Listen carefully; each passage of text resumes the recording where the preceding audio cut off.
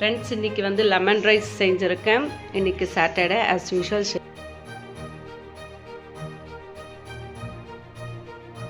ஷாங்குக்கு எடுத்துகிட்டு போய் கொடுக்குறதா. நம்ம எத்தனை பேருக்கு கொடுக்குறோம் அப்படின்றது பெருசு இல்லை. மனச லெவலில் ஒருத்தருக்கான நம்ம வந்து அன்னதானம் பண்ணணும் அப்படின்னு நினச்சாலே அதே பெரிய விஷயம். ஸோ இன்றைக்கி 5 பேருக்கு தான் என்னால் கட்ட முடிஞ்சுது. ஸோ 5 பேருக்கு வந்து கட்டியாச்சு. இதுக்கு வந்து சைட் டிஷ் வந்து லைக் ஊறுகாய் வச்சிடலாம் அப்படின்ட்டு இன்றைக்கி ஊறுகாய் தான் வைக்க போகிறேன். மாங்காய் தொக்கு,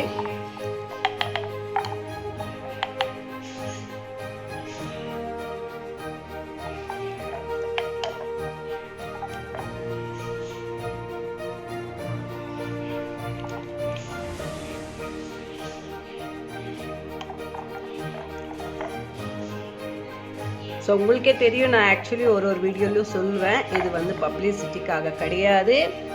என் பையன் எங்களை விட்டு போய் 3 வருஷம் ஆகிடுச்சு. இந்த 3 வருஷமாக தொடர்ந்து நாங்கள் வந்து எவ்ரி சாட்டர்டேயும் மிஸ் பண்ணாமல் வந்து நாங்கள் ஒரு 5 பேருக்கு ஃபுட்டு வாங்கி கொடுக்குற பழக்கம். வாங்கி கொடுக்குறது, ஃபுட்டு வந்து வீட்லேயே ரெடி பண்ணி கொடுக்குற பழக்கம்.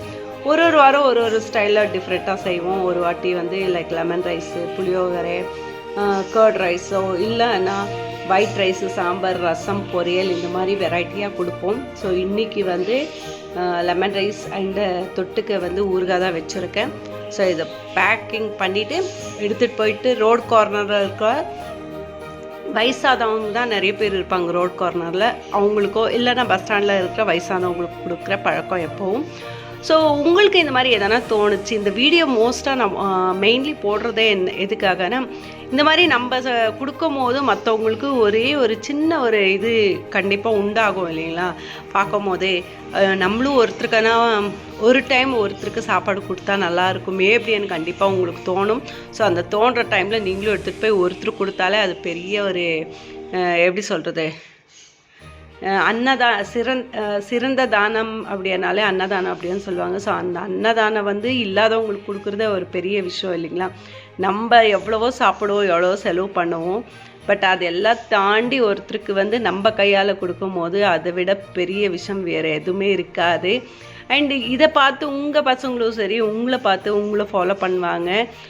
வளர அவங்களும் சரி யாருக்கான கொடுக்கணும் அப்படின்ற அந்த எண்ணம் உங்கள் மூலியமாக அவங்களுக்கு வரும். ஸோ எங்கள் அப்பா அம்மா நிறைய செஞ்சுருக்காங்க தான தர்மம், நம்மளும் செய்யணும் அப்படின்ற ஒரு எண்ணம் கண்டிப்பாக வந்தே வரும் நம்ம பசங்களுக்கு. ஸோ நம்ம என்ன செய்கிறோமோ அதுதான் நம்ம பசங்களும் கற்றுக்குவாங்க. ஸோ அந்த மாதிரி இந்த மாதிரி விஷயத்தெல்லாம் நம்ம பசங்களுக்கு சொல்லிக் கொடுக்கலாம். ஸோ இது வந்து பப்ளிசிட்டிக்காக கிடையாது. நீங்களும் இந்த மாதிரி ஒரு விஷயத்த பண்ணணும். பிகாஸ் நிறைய நம்மளுக்கு ஒரு வருஷத்தில் பார்த்திங்கன்னா எக்கச்சக்கமான ப்ரோக்ராம்ஸ் வரும். லைக் வெட்டிங் ஆனிவர்சரி வரும், பர்த்டே வரும், பசங்களோட பர்த்டேஸ் வரும், இல்லை ஏதோ ஒரு விசேஷங்கள் வந்துகிட்டே இருக்கும். அந்த ஒரு விசேஷ நாளில் வந்து நம்ம கையால் வந்து ஒரே ஒரு சாப்பாடு ஒருத்தருக்கு வாங்கி கொடுத்தாலே அது நல்ல ஒரு விஷயம் அப்படின்னு நான் நினைக்கிறேன். ஸோ நீங்கள் என்ன நினைக்கிறீங்க, இது கொடுக்குறது நல்லதா இல்லை இதெல்லாம் எது கொடுக்குறது, இதெல்லாம் ஒரு தேவையா அப்படின்னு எந்த மாதிரி உங்களோட உள்ளத்தில் ஃபீல் பண்ணுறீங்களோ அதை வந்து கமெண்ட் மூலியமாக நீங்கள் தெரிவிச்சுக்கலாம். வாங்க இப்போ இதை வந்து நம்ம பேக் பண்ணிடலாம். ஸோ சில்வர் கோட்டட் வந்து நம்ம உள்பக்கம் போட்டுடலாம்.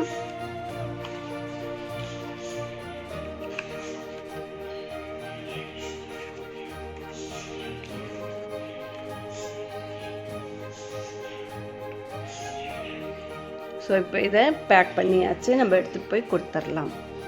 ஒரு பெண் தன்னோட குழந்தைய சுமந்து அதை பெத்தெடுக்கும் போது உடல் அளவில் எவ்வளோ ஒரு வலியை அனுபவிப்பாங்களோ அதை விட அதிகமான வலியை தான் குழந்தை இல்லாத ஒவ்வொருத்தரும் மனசளவில் சுமந்துக்கிட்டு இருக்கிறாங்க. ஒரு பெண்ணுக்கு குழந்தை இல்லை அப்படின்னா அதுக்கு பல காரணங்கள் இருக்கும். அது அவங்கவுங்களோட விருப்பம். அது மட்டும் இல்லாமல் யாருக்கு எதை எப்போ கொடுக்கணும் அப்படின்ற அந்த ரகசியம் இறைவனுக்கு மட்டும்தான் தெரியும். அதனால இந்த மாதிரியான கேள்விகள் கேட்டு ஏற்கனவே காயப்பட்டு இருக்கிறவங்களோட மனசை நம்ம மேலும் காயப்படுத்த வேண்டாமே. ஸோ குழந்தை பாக்கியம் அப்படின்றது ஒரு பெரிய விஷயந்தான். எல்லாமே கடவுளோட செயல் தான். ஸோ குழந்தை இல்லை அப்படின்றதும் குழந்தை இருந்தும் குழந்தைய பறி கொடுத்தவங்களுக்கு மட்டும்தான் அந்த வேதனை தெரியும். ஸோ அந்த வேதனையை ஆல்ரெடி அவங்க வந்து அனுபவிச்சுட்ருக்காங்க. மேலும் நீங்கள் வந்து அவங்கள வந்து குழந்தை இல்லையே, உனக்கெல்லாம் குழந்தையா, என்ன பாவம் செஞ்சோ அப்படி அந்த வார்த்தையில் வந்து தயவுசெய்து அவங்கள ஹர்ட் பண்ணாதீங்க. ஸோ இந்த வீடியோ உங்களுக்கு பிடிச்சிருந்துச்சா மறக்காமல் லைக், ஷேர், கமெண்ட் பண்ணுங்கள். நன்றி. மீண்டும் சந்திப்போம்.